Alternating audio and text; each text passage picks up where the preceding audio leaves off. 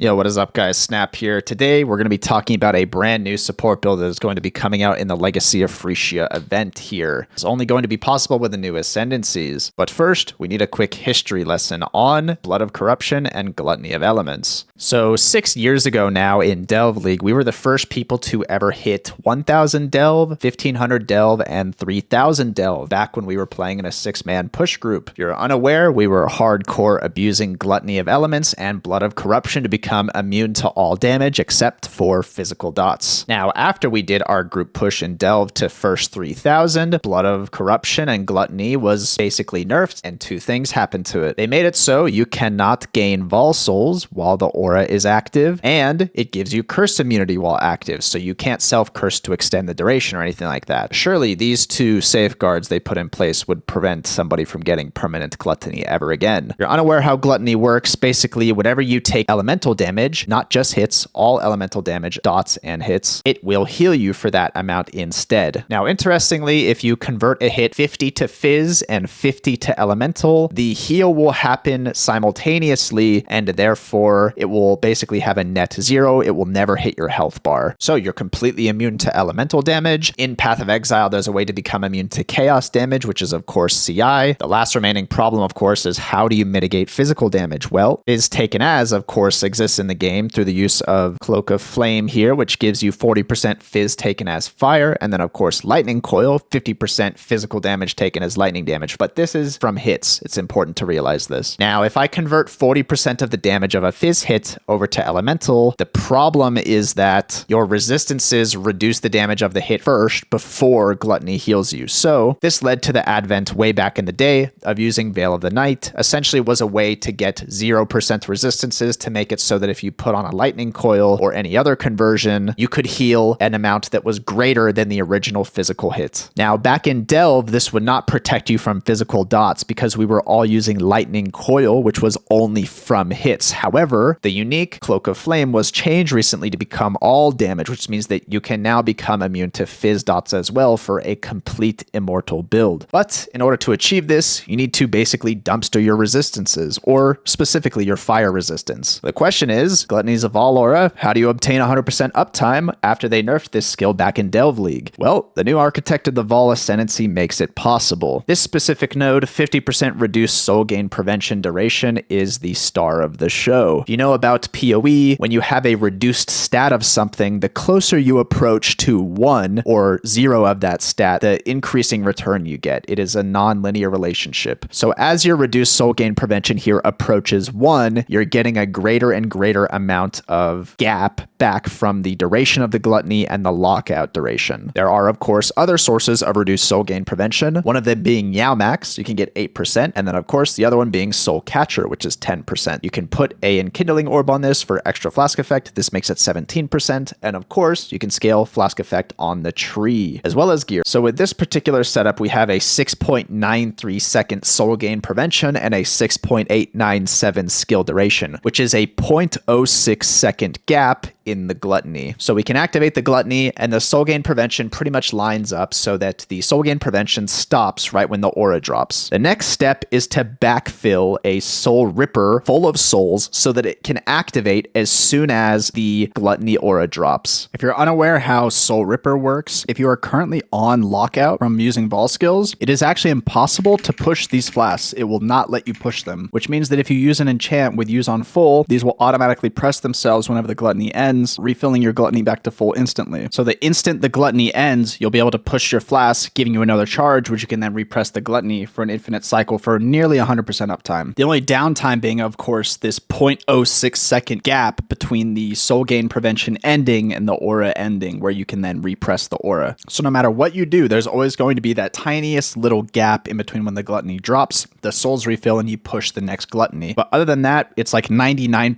uptime permanently on Gluttony. So the main question also with this build is, how do you get enough charges to sustain Gluttony passively? Of course, you need Soul Ripper. You are going to take the Fever of Corruption for increased skill effect duration, also get the 50% reduced souls per use. This makes it so you need a lower amount of flash charges to keep 100% uptime. That does mean, however, that you do need to take reduced duration on the skill tree because this is additive with the increased soul gain prevention when you have increased duration. These two stats add together together, which means that you have basically like 5% increased duration net so that you're not increasing your lockout window by a ton. You can increase the duration of Gluttony by using more skill effect duration without changing the proportion of the lockout and the aura duration, because it is a multiplier instead of additive with the increased soul gain prevention stat. So it looks a little corny, right? You path reduce skill effect duration, and at the end you take more skill effect duration so that you can have a longer Gluttony. But this is indeed the correct way to do it. So from there, you need a source of passive flask generation so that you can fill up your Soul Ripper, of course. Trader is the obvious answer here if you're going to be on a Templar. You only have 2 flasks equipped on this build because you need a lot of souls in order to keep up the 50 souls every 7 seconds passively without killing stuff. So we have only 2 flasks with Balboa. We also have a Tides of Time. This is probably the easiest way to get the flask charges you need. And then you need a ton of increased flask charges gained on this passive tree. We have some here. All of this together is giving us 7.99 charges per second. That's 7.99 charges here over the course of 6.897 seconds duration gives us 55 flask charges with a soul cost of 50. We have 100% uptime on Gluttony. Next, you need to make this character not fall over like a piece of paper in between that tiny window in which the Gluttony is down. Way you do that, of course, is put on a Cloak of Flame and a Dawnbreaker for Fizz taken as fire. You're not going to be able to go CI on this build because in my opinion, your EHP is a little bit too low because a lot of your uniques and stuff are eaten up with pieces that don't have any energy shield. Additionally, we don't really have a Mana Guardian in the party with this sort of build because this is going to be taking the slot of a Mana Guardian. So you're not going to have any supplemental ES to play with here. So I think it's better to stay life-based and get Chaos capped on gear personally. The main question is whether or not you want to go ZHP with a setup like this. You can have everybody in the party go to negative fire resistance and basically be immune with your almost 100%